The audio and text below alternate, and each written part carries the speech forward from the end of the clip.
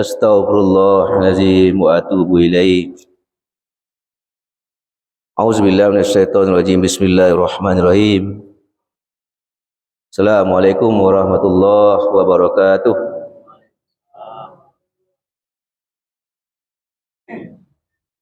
Alhamdulillah akrama bizikrillah.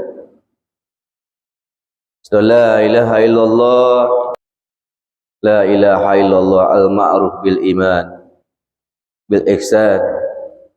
La ilaha illallah kulla yawmin huwa fisan.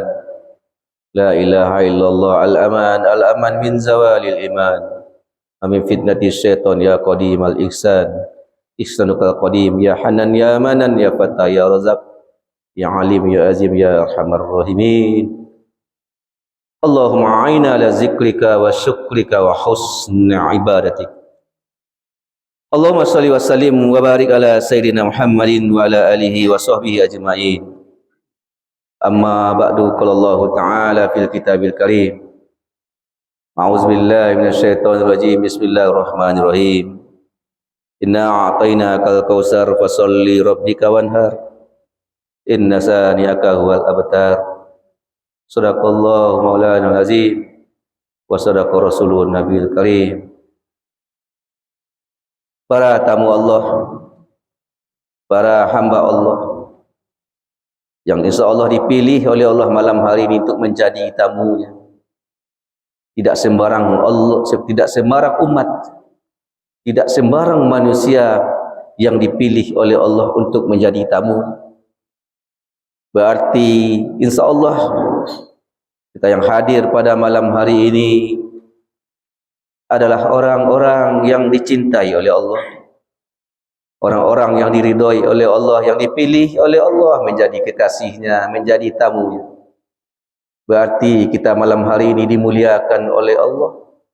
Semoga kemuliaan malam hari ini menjadi penghapus dosa kita yang banyak kepada Allah Subhanahu wa taala.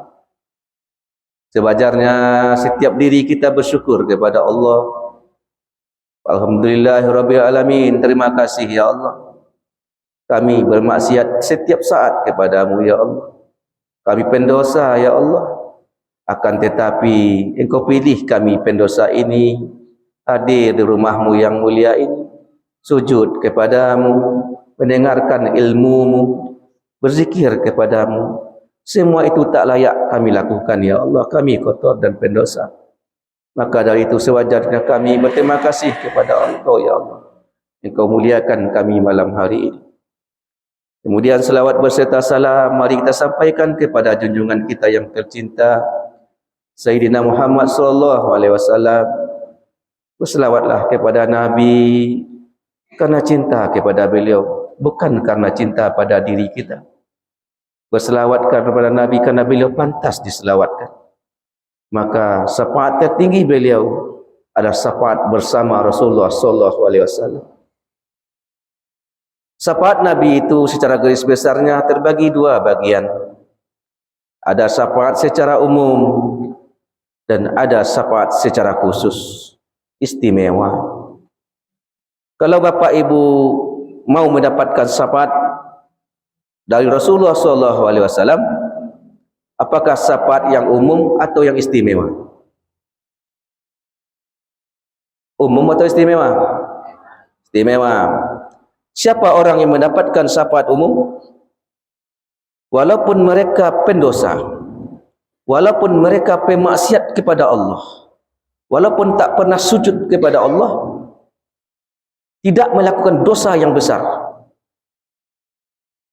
tetapi dalam keyakinannya mereka meyakini Muhammad itu Rasulullah, Muhammad itu akan memberikan syafaat nantinya, maka mereka akan mendapatkan syafaat walaupun pendosa.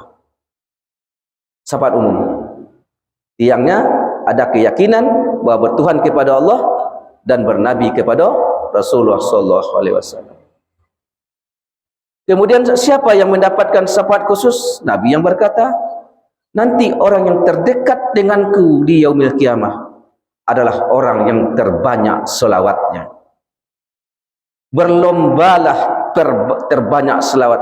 Mari kita berpacu Bapak Ibu menjadi orang yang terbanyak berselawat kepada Rasulullah sallallahu alaihi wasallam. Jadi irilah melihat orang yang berselawat. Iri dalam artian, kau boleh Bapak Ibu, iri kita macam ni, kenapa aku tak bisa berselawat? Jadi pergunakan kesempatan yang ada Bapak Ibu, perbanyaklah selawat kepada Rasulullah sallallahu alaihi wasallam. Jadi inilah syafaat yang khusus nantinya diberikan oleh Rasulullah kepada orang yang terbanyak selawatnya. Ibadah selawat terhindar dari riya. Walaupun kita riya berselawat, tapi tetap sampai kepada Rasulullah sallallahu alaihi wasallam.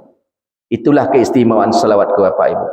Jadi riya pun kita berselawat dengan hati yang bangga, dengan hati yang membanggakan selawat itu, maka selawat itu tetap sampai kepada Rasulullah sallallahu alaihi wasallam. Jadi jalan tercepat untuk ma'rifatullah, jalan tercepat untuk membuka makrifat kepada Allah, membuka hijab yang ada dalam diri kita masing-masing, menghalang-halangi kita datang menuntut ilmu, mengambil kita datang berjemaah. Kuncinya perbanyak selawat sehingga hijab-hijab itu tersingkir dari kalbu kita masing-masing Bapak dan Ibu. Inilah sebenarnya keistimewaan selawat yang sangat hebat Bapak dan Ibu. Allahumma sholli wa sallim wa barik ala sayyidina Muhammad sallallahu alaihi wasallam. Bapak dan Ibu, sebelum kita melangkah kepada pengajian, mari kita buka kajian kita dengan membacakan Ibu Al-Quran. Pertama sekali kita sampaikan untuk Rasulullah sallallahu alaihi wasallam. Kemudian untuk ibu bapak kita, para guru-guru kita, orang-orang yang berjasa kepada kita Bapak Ibu, orang-orang yang pernah mungkin kita zalimi, kita sakiti Bapak dan Ibu, kita kirimkan Fatihah kepada mereka. Kemudian jangan lupa kirimkan pula ke Fatihah kepada orang-orang yang membenci ya Pak. Orang-orang yang memusuhi kita pun kita kirimkan Fatihah. Umumnya seluruh kaum muslimin dan kaum muslimat, terutama umat Rasulullah sallallahu alaihi wasallam. Ila hadatin Mustafa Muhammad sallallahu alaihi wasallam. Kiramil al-Fatihah. Bismillahirrahmanirrahim.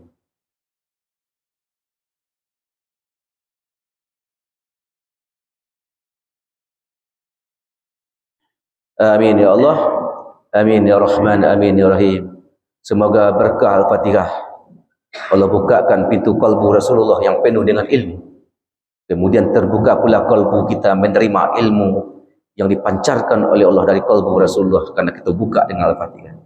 Ampuh hanya Bapak Ibu sekitar penyampai, mudah-mudahan sampai kepada kalbu Bapak Ibu berkat kita berselawat kepada Rasulullah sallallahu alaihi wasallam.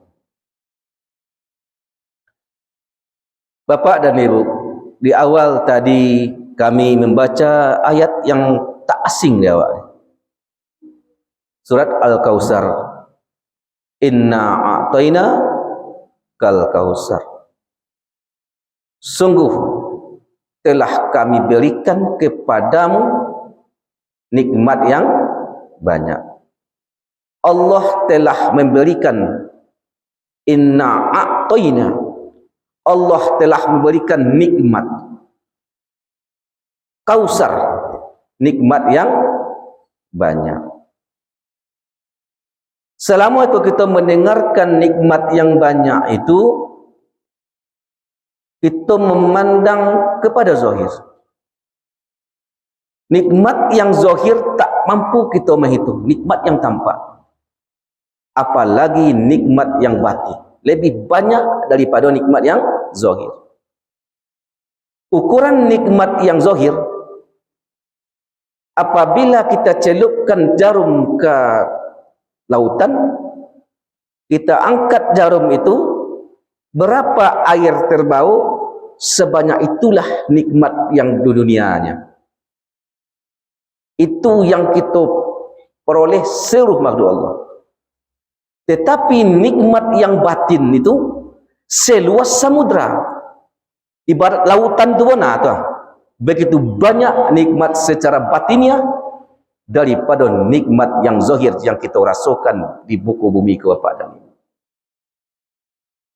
Di sekolah kelemahan kita selama itu, kita baca robuk dengan saketik, mengejar dunia, mengejar meraih dunia, sehingga kita lupa dengan akhirat, nikmat yang sesungguhnya. Maka dari itu kita bersama-sama Bapak Ibu hentikanlah mengejar dunia itu. Siapa-siapa yang mengejar nikmat dunia, maka nikmat akhirat tak akan pernah dia jumpai. Siapa-siapa yang mengejar nikmat akhirat, maka nikmat dunia akan dibawa. Ingatlah akhirat, dunia jangan lupa. Itu pasangnya. Ingat akhirat, dunia jangan lupa. Tapi kita tak balik. Baik dunia, akhirat lupa. Kenapa Bapak dan Ibu? Dunia ku hanya sementara. Sebentar lagi kita akan khalidina fiha abada. Kita akan berkekalan di hari akhirat. Kalau kita tak memperoleh nikmat yang hakiki itu, apa nanti yang kita pakai di akhirat itu Bapak dan Ibu? Jadi akan berbahas inna atainaku secara hakikat. Dalam tafsir isyarah Bapak Asari, Bapak dan Ibu. Inna a'toina, kami telah memberikan nikmat yang banyak kepada. Apa bentuk nikmat? Al-Kausar. Apa itu Al-Kausar? Sungai air yang jernih, air yang sangat luas, dinginnya menyejukkan, manisnya menyegarkan Bapak dan Ibu. Tetapi apa makna hakikatnya? Kausar itu, Al-Kausar itu, qaudul sungai itu qaudul ma'rifah. Jadi nikmat dan banyak itu adalah qaudul sungai ma'rifatullah. Di mana nikmat yang banyak itu? Tentu di dalam diri rohani. Di dalam diri jasmani cuma sedikit, baca bapuk kita situ. Tetapi di dalam diri rohani, maka disitulah qaudul ma'rifah, disitulah kausar yang sesungguhnya, yaitu biqalbin salim, hati yang selamat. Disitulah nikmat yang sesungguhnya Bapak Ibu. Dinamakan kausar, nikmat yang banyak, qaudul ma'rifah, sungai ma'rifatullah. Apa tu sungai ma'rifatullah? Sungai mengenal Allah, mengenal yang punya nikmat. Jadi banyak kita bersyukur kepada Allah, bersyukur baru kepada pemberian Allah, tidaklah bersyukur kepada sang pemberi. Bapak Ibu yang hadir pada malam hari ini, apakah kita lah bersyukur ke Allah? Bersyukur ke pemberiannya baru, ataulah bersyukur kepada yang memberi? Kalau kita mampu hanya bersyukur baru kepada pemberiannya, maka kita bagi dua pemberian Allah. Kita kecil buruk je, elok je. Sedangkan Allah tak pernah memberi yang buruk. Allah memberikan yang terbaik kepada kita Bapak Ibu. Kita saja yang berprasangka buruk ke Allah.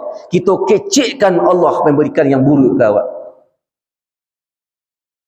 Sebenarnya Allah tak pernah memberi yang buruk. Kalau orang yang sampai menikmati qaudul ma'rifah itu, maka nikmat semuanya. Tak lagi memandang buruk, tak lagi memandang elok, semua baik. Dia bersyukur kepada yang memberi, tidaklah bersyukur kepada yang diberi, yang nikmat itu sendiri, bentuk nikmat itu. Jadi apa syukur itu sesungguhnya? Syukur itu sesungguhnya adalah, yang bersyukur kepada Allah itu adalah menyadari diri bahwa semua yang kita miliki itu adalah pemberian Allah. Itu yang syukur sebenarnya. Sadar diri. Sadar diri, apapun yang terjadi pada diri, apapun yang kita peroleh, apapun yang kita nikmati, apapun yang kita rasakan, sadar semua itu adalah pemberian dari Allah. Inilah asyakirin, inilah orang yang bersyukur sesungguhnya Bapak dan Ibu. Alhamdulillah itu kalimatnya. Tapi yang bersyukur sebenarnya sadar bahwa apapun yang kumiliki hari ini, apapun yang kurasakan hari ini, berapapun masalah yang kudapatkan hari ini, semua itu adalah pemberian Allah. Inilah kita sadari di hati Bapak dan Ibu. Kalaulah kita sadari semua yang datang kepada diri kita, semua itu pemberian Allah, maka kita tak akan pernah lagi mempermasalahkan masalah. Walaupun datang dari orang, kita nak gabung ini. Kenapa? Kita sadar bahwa itu datang dari Allah melalui orang itu. Bersyukur model itu Bapak Ibu, sadar diri semua yang kita miliki itu adalah pemberian dari Allah. Masuk kita kepada khaudul ma'rifah tadi Bapak Ibu. Bagaimana cara memperoleh khaudul ma'rifah, nikmat yang luas itu? Minumlah kami di situ, makanlah di situ, mandilah di situ, berenanglah di situ di khaudul ma'rifah itu Bapak Ibu. Sungguh indah di situ Bapak Ibu kalau sampai kita ke situ. Jalan untuk mendapatkan khaudul ma'rifah itu, fasalli li rabbika wanhar. Untuk mendapatkan khaudul ma'rifah, fasalli, maka salatlah. Fasalli li rabb, maka salatlah untuk Rabbmu, untuk Tuhanmu. Wanhar, dan berkorbanlah. Dalam ayat itu disampaikan oleh Allah untuk sampai kita mendapatkan nikmat khaudul ma'rifah itu, dua jalannya, solat dan korban. Apa itu solat?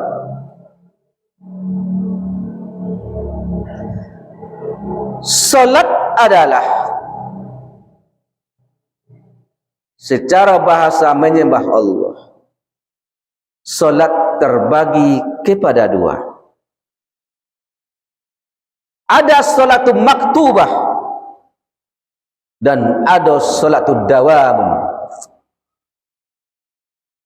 Solat yang harus kita laksanakan terlebih dahulu solatul daimun, allazinahum fi solatihim daimun.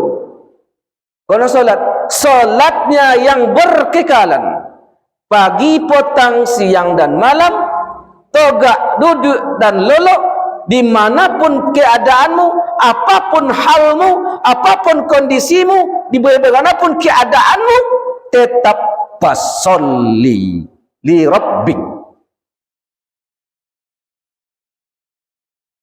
Itu solat yang dawam, solat yang berkekalan. Ada solat maktubah, solat yang berwaktu. Solat yang berwaktu itu mah 5 kali sehari semalam. Itu yang 5 waktu. Lah kita laksanakan di 5 waktu, ya kamu? Yang dawam mah. Allah tak memandang solat 5 waktumu. Allah tak memandang jemaahmu. Allah tak memandang solat malammu. Allah memandang solatul daimunmu, solat yang berkekalanmu, solat di kalbumu. Itu yang dipandang Allah. Yang kita laksanakan di siku itu kita catat para malaikat. Allah memandang kepada kalbumu yang dawam itu, yang bisa berkekalan itu. Ternyata kalbu kita tak fasolli li rabb, tak solat kepada Allah kalbu gua. Apalah yang kau dipandang di Allah? Makanya wajar kita solat gelisah bakal panjangan ju. Wajar kita khawatir ju.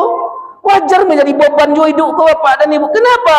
Karena hatimu rapuh. Karena hatimu gelisah. Kenapa gelisah kalbumu? Karena tidak pernah diberi makan bersinyal dengan Allah Subhanahu wa taala. Allah hanya memandang salatul daimun, tak memandang solat maktubahmu. Solat 5 waktu tak dipandang oleh Allah. Allah memandang kepada kalbumu yang selalu solat kepada Allah. Begitu penting ilmu kalbu ke Bapak Ibu. Merugilah Bapak Ibu tak ada ilmu kalbu itu. Model itu je lah solat taruh dari ketik sampai gaib. Tak ada perubahannya. Kemari raun je solat. Kenapa kemari raun je? Karena kalbumu tak tahu dengan Allah Subhanahu wa taala. Jadi solat itu bagaimana? Solatnya syariat, berbuat dan membaca. Togak, ruku, berbuat nama, perbuatan dan membaca. Lah kita laksanakan. Solatnya kalbu menyebut nama Allah. Allah, Allah, Allah, Allah. Hakikat salat mengenal yang disebut, mengenal yang bernama Allah. Hakikatnya salatnya ruh memandang yang kepada yang disebut, merasakan kepada yang disembah. Anta'budallaha ka'annaka tarahu fa illam takun tarahu fa innahu yarak. Adalah kamu ketika menyembah Allah, kamu memandang kepada Allah. Kamu yang dimaksud di sini bukan mata yang zahir itu, bukanlah qalbumu, bukanlah nafsumu, tetapi yang dimaksud yang memandang ruhmu, memandang kepada peniup ruh, yaitu Allah Subhanahu wa ta'ala. Agar kita bisa merasakan memandang kepada Allah, man arafa nafsah faqad arafa rabbah. Siapa yang mengenal diri sejatinya, diri yang sebenar-benar dirinya, barulah dia akan kenal dengan Allah. Kalaulah dia memandang kepada diri yang hakiki, barunya mampu memandang, merasakan memandang kepada Allah Subhanahu wa ta'ala. Itu namanya diri rohani kita seorang-seorang bapak dan ibu.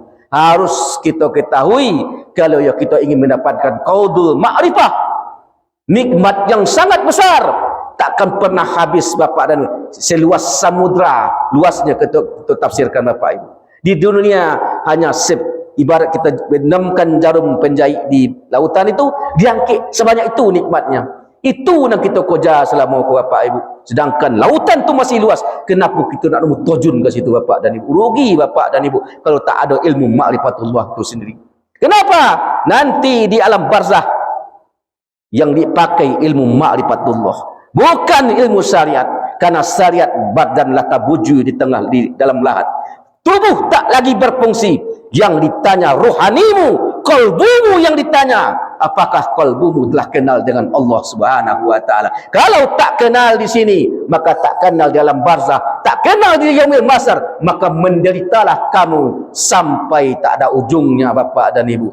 Maka di sini sebenarnya kita disuruh oleh Allah, wa ma khalaqtul jinna wal insa illa liya'budun. Aku jadikan jin dan manusia di muka bumi ini untuk mengenalku, kata Allah. Bahasa umumnya memperhambakan diri kepada Allah itu umumnya, tapi makna di balik itu kenal, kenal kepada Allah. Kalaulah kenal, baru bisa menyembah Allah Subhanahu wa ta'ala. Jadi pasolli bapak ibu, itulah yang pasolli. Bagaimana qalbu bapak ibu? Lepas soli je Allah nak. Le berhubungan nak. Tak pernah boleh putus. Dalam WC sekalipun, berhadas sekalipun. Dalam berhadas bodang bayi, tetap qalbu tu pasolli dengan Allah Subhanahu wa ta'ala. Inilah yang dimaksud pasolli, berhubungan, ada koneksi, ada sinyal dengan Allah Subhanahu wa ta'ala. Bagaimana supaya kita bersinyal dengan Allah tu qalbu? Maka qalbu itu harus diberi ilmu talqin. Apa itu talqin? Talqin adalah seorang, kita ilmu talqin itu adalah meletakkan ilmu nama Allah dalam qalbu awak, menghidupkan nama Allah dalam qalbu kita oleh guru atau mursyid ahli qalbu yang telah penuh qalbunya dengan kalimah Allah. Maka dimasukkan dalam kalbu kita yang ada kalimat Allah itu sendiri. Kalaulah seandainya bapak ibulah tahu, mengerti ilmu zikir kau, ilmu zikir itu sangat indah, tak ponik dia deh. Kenapa? Hakikat zikir itu sebenarnya dizikirkan. Kita hanya mendengarkan yang berzikir di dalam bapak ibu. Kalau kita yang berzikir ya ponik, tapi kalau kita sadar nanti tahu, kita sebenarnya bukan berzikir, tapi mendengarkan yang telah berzikir dalam kalbu. Nakkah ponik dia bapak dan ibu? Tapi kalau kita yang berbuat tentu ya ponik. Itu ilmunya yang harus kita cari bapak ibu. Bersegeralah. Akan datang masanya sebentar lagi. Akan datang masanya sebentar lagi. Kapan itu? Sebentar lagi. Apa yang akan datang? Umat kehilangan guru kalbu. Maka ketika itu kita lapon yang tak tentu akal lebadu kalbu ku nak kunjung beres. Bayolah bacari ilmu guru kalbu, jago guru bagaimana kalbu kau bisa menyebut nama Allah. Ketika itu guru tak ada lagi. Kok lagi jauh. Banyak kakiun. Disitulah akan datang masuk sebentar lagi Bapak Ibu. Makanya di akhir zaman yakinlah Bapak Ibu, ilmu makrifat akan dibuka seluas-luasnya, akan dipermudah semudah-mudahnya, tergantung le Bapak Ibu. Le kana mu soto atau indak sasulik model dulu le ya. Kendaknya namu Bapak Ibu, akulah dikatakan oleh Allah orang-orang yang merugi nantinya Bapak Ibu. Nanti akan tiba masanya Bapak Ibu akan pun yang mencari guru untuk menyambung kalbu kepada Allah. Di situ baru sosa datang dari Bapak Ibu. Tetapi kalaulah ada, kita hanya mengamalkan saja. Bagaimana supaya hati ini kuat untuk bisa kita mencari ilmu agar hijab dunia kita campak daripada kita, supaya kita kuat untuk berkeinginan untuk mencari guru kalbu. Ada syaratnya, cara ni Bapak Ibu. Lain nama Ibu tambah tunjuk cara. Perbanyak istighfar dan selawat kepada Nabi. Dua itu je jalannya. Bapak Ibu amalkanlah itu, perbanyak istighfar minta ampun ke Allah dan selawat kepada Rasulullah. Mengecek batin, wahai ya Allah, hamba rindu kepada Engkau ya Allah. Tolong bimbang diri hamba yang hina aku, yang tak mengerti aku, bertemu dengan wali Engkau, dengan kekasih Engkau yang kalbunya telah menyambung kepada Engkau ya Allah. Mohon kepada Allah mohon itu suruh Bapak dan Ibu. Itu fasalli wanhar, maka berkorbanlah. Berkorban. Sebentar lagi Bapak Ibu, lebih kurang 20 hari lagi, kita akan masuk kepada hari raya haji atau hari raya Idul Adha atau hari raya kurban. Tiga nama kan? Idul Adha, hari raya kurban, hari raya haji. Hari raya haji dibuktikan di situ orang melaksanakan haji ke Baitullah. Hari raya kurban dibuktikan ketika itu ada penyembelihan hewan kambing, sapi, kerbau dan sebagainya. Ya tak? Tetapi Idul Adha apa buktinya?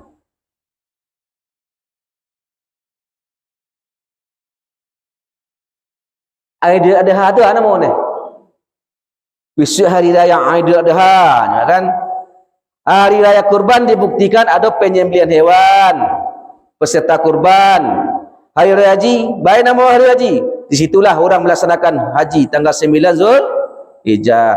Idul Adha nama je. Apa itu Idul Adha? Hari raya haji itu adalah orang-orang pilihan. Kita tak satu. Kita tak mampu. Hari raya kurban orang pilihan pula ni. Kita pun banyak nak mampu. Kok mampu tu sado? Ndak tolok mantai sehari dia. Setulang eh. Satu rumah satu korban. Ialah lotih mengojonya dia.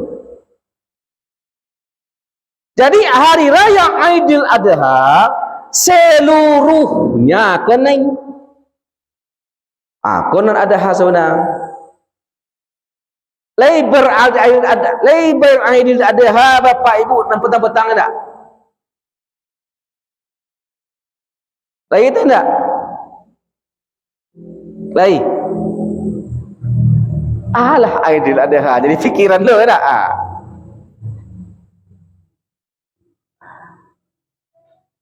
Apa itu Idul Adha? Kembali menyembelih. Apa yang disembelih? Dia seorang. Di sifat awak seorang yang disembelih. Sifat binatang yang ada dalam diri awak. Sifat binatang buas dan sifat binatang jinak. Ada dalam diri wak. Jangan ditunggu lo hari Adha. Taruh disembelih.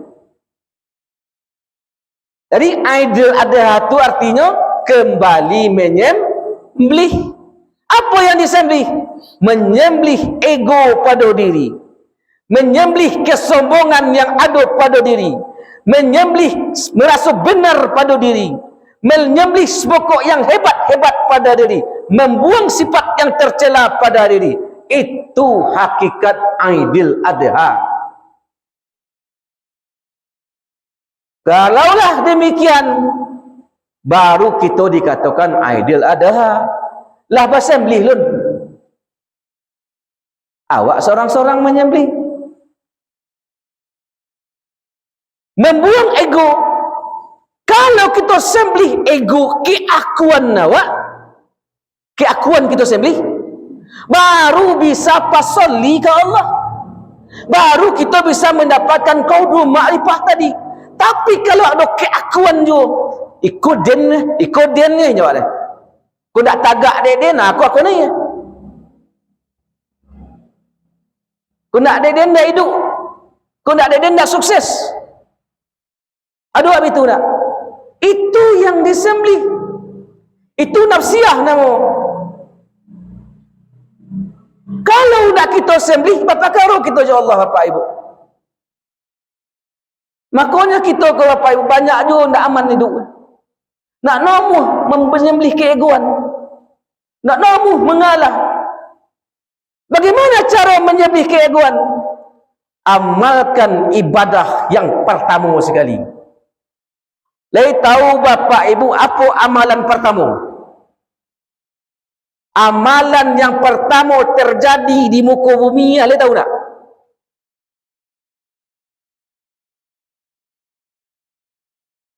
Amalan pertama. Tak tahu.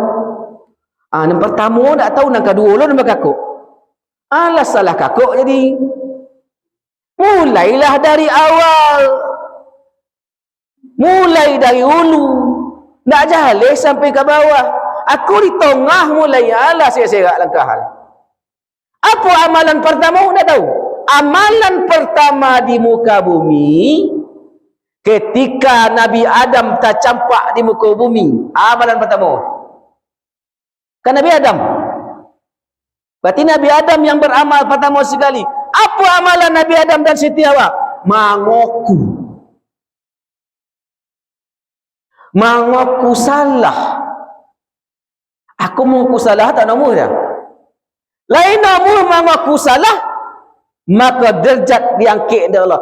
Jadi kenapa solat kita tidak diangkat oleh Allah? Karena kita tak mengaku. Nak mengaku kita solat kita rusak, nak mengaku kita solat kita buruk, nak mengaku kita berdosa, aku nak diangkat oleh Allah Bapa dan Ibu. Maka solat kita tak pernah as-salatu mirajun, tak pernah naik solat cukup. Dari para nabi, mulai dari Nabi Adam sampai Nabi Muhammad SAW, mereka dasar utamanya kenapa sukses menjadi nabi, karena dasar pertama mengaku. Rabbana zalamna anfusana wa illam taghfir lana wa tarhamna lanakunanna minal khasirin. Rabbana zalamna, wahai ya Allah, kami dan aku yang salah, kata Adam. Nak Hawa doh. Hawa itu mulu. Nak Adam nan salah ya Allah, ambo yang salah, kata Hawa. Nak setan yang salah doh.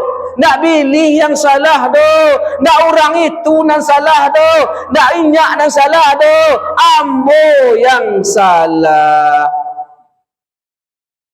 Kalaulah seandainya Adam dan Hawa kini kok namu sama-sama mengaku salah, baru aman. Tapi Adam Hawa kini inyo membaca salah lawannya seorang-seorang. Adam kini membaca kesalahan Hawa kini membaca kesalahan Adam, dan kedua ko tak namu disalahkan, maka terjadi bentrok. supaya aman hidup berumah tangga, hidup bermasyarakat, hidup dengan Allah. Tiang utamanya mengaku salah. Dan namun mengaku salah. Jadi salah juga. Kau kan ada pajar? Kau korekkan kan? Itu dia. Adam saja. Iblis pun tak disalahkan di Adam. Bukan iblis yang salah, wahai ya Allah. Bukan Hawa yang salah, ya Allah. Ampunan zalim Tuhan. Ampunan salah, ya Allah. Ampunkan kesalahan ambo, ya Allah. Kau tak dapat ampunan dari Engkau, ya Allah. Maka orang-orang yang merugi. Itu doa Hawa, itu pula amalan Adam. Sama-sama mengaku salah. Tidak mencari salah dilawan di Bapak dan Ibu. Belajarlah kita model itu hidup oleh Bapak Ibu. Mengaku salah, insya Allah aman hidup. Tapi kalau wak disalah orang, wak nak aman dia.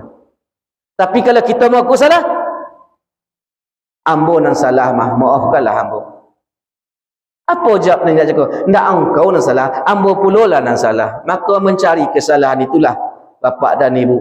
Ikulah penyembelihan sebenar. Ikulah Aidil Adha sebenar Bapak dan Ibu. Itu doa Nabi Adam, ya kan? Kalau si Yunus lain pula. Taklah menyalahkan orang umat dia. Menyalahkan diri. Lah, tapi awalnya beda. Kemudiannya mengaku salah. La ilaha illa anta. Tiada Tuhan kecuali Engkau, ya Allah. Inni kuntu minaz zalimin. Subhanaka, maha suci Engkau, ya Allah. Inni kuntu minaz zalimin. Ambo nan salah Tuhan. Ndak umat ambo do. Nak murid ambo do, nak jemaah ambo nan salah dia, ya Allah. Nak masyarakat ambo, nak anak ambo dia, ya Allah. Ambo yang salah Tuhan.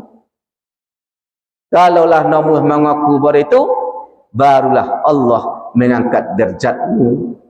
Orang yang tak angkat derajat dia, tak namu mengaku, maka kita akan tetap hina hadapan Allah.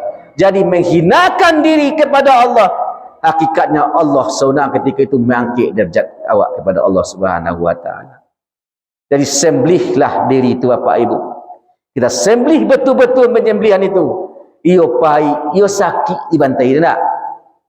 Tapi hasilnya bermanfaat di orang banyak Bapak dan Ibu. Di awak bermanfaat, di keluarga kita bermanfaat, malah ada orang banyak pun bermanfaat. Kalau setiap diri kita mau menyembelih keakuan waktu Bapak Ibu. Kalau kita mampu menunjukkan demikian, insya-Allah akan wusul ilallah, akan copek merasakan bermakrifat kepada Allah Subhanahu wa taala. Itu yang pertama. Bagaimana itu bisa takon nak anda ni? Ada jalur je Bapak dan Ibu. Balah caranya. Susah bonalah menunduk ego hati. Susah bonalah menundukkan pemikirannya. Kalau mak denyo je fikir, awak je nam bona dalam fikiran awak seorang salah. Napa su itu je keinginan banyak bona, dibawa solat mau itu je. Maka kuncinya adalah berguru.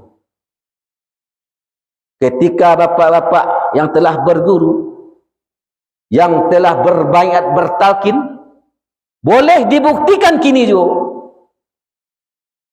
Ketika kamu sedang beramal, berzikir menyebut nama Allah, Allah tiba gangguan pikiran jago, terhijabnya awak de pikiran daun terhijab de pikirannya, terhijab de nafsu tadi banyak kondak, banyak tingkah, terhijabnya waktu itu sehingga tak ada rasa dengan Allah. Jadi yang menghijab itu pikiran dan nafsiyah.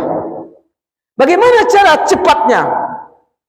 Orang yang berguru ketika sebelum beramal, rasakan kehadiran gurumu di hadapanmu.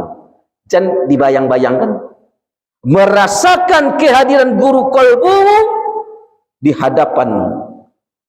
Sebenarnya yang dirasakan guru, tapi hakikat itu sebenarnya merasakan kehadiran Rasulullah sallallahu alaihi wasallam. Guru yang bagaimana? Guru yang bersambung ke Rasulullah. Gurunya merasakan dia gurunya merasakan dengan gurunya merasakan dengan gurunya merasakan dengan sahabat merasakan dengan Rasulullah. Ikulah estafet Bapak dan Ibu. Jadi kalau kita tak berguru, kama kalisandakan amal. Kasih dipertanggungjawabkan ibadah aku. Kenapa kamu beribadah pada aku? Aku beribadah belajar ke guru Tuhan. Ambo beribadah, ambo belajar seorang, ya bertanggungjawabkan jadi seorang. Kalau berguru, tentu guru yang bertanggungjawabkan. Guru yang bertanggungjawabkan, Rasulullah yang mempertanggungjawabkan Bapak Ibu. Lah babuni itu Bapak Ibu. Kita tutup sekali Bapak Ibu, 5 minit lagi. Jadi Bapak Ibu, cara cepatnya adalah berrabithah, menghadirkan perasaan jago guru dalam hadapan awak. Begitu juga solat sebenar, menghadirkan sebelum solat rasakan kehadiran guru. Tak perlu kita bayangkan, merasa hadir aja. Ada rasa kehadiran guru tu dalam hadapan kita Bapak Ibu. Itu wusul ila copek wana. Karena hakikatnya menghadirkan Rasulullah sallallahu alaihi wasallam. Kalaulah demikian nomor Bapak Ibu, jadi hakikat Aidil Adha adalah menyembelih sifat-sifat yang tercela pada diri Pak. Kali nama Ibu? Baca rono mengaku salah. Kemudian lain, doakanlah. Pertama didoakan adalah orang-orang yang kita zalimi, orang-orang yang pernah kita sakiti, baik dari mulut, dari perbuatan, dari perkataan dan sebagainya. Mari kita doakannya, Fatihahkan satu hari. Kemudian orang-orang yang berjasa kawak, para guru, orang tua, orang-orang yang berbaik kawak, doakan dulu. Terakhir musuh-musuh awak, orang-orang yang membenci awak, orang-orang yang meniaya awak, doakan kebaikan kepadanya. Kalau kita ingin menjadi kekasih Allah Subhanahu wa taala, itu cara cepat untuk menjadi kekasih Allah, mendoakan musuh. Kenapa?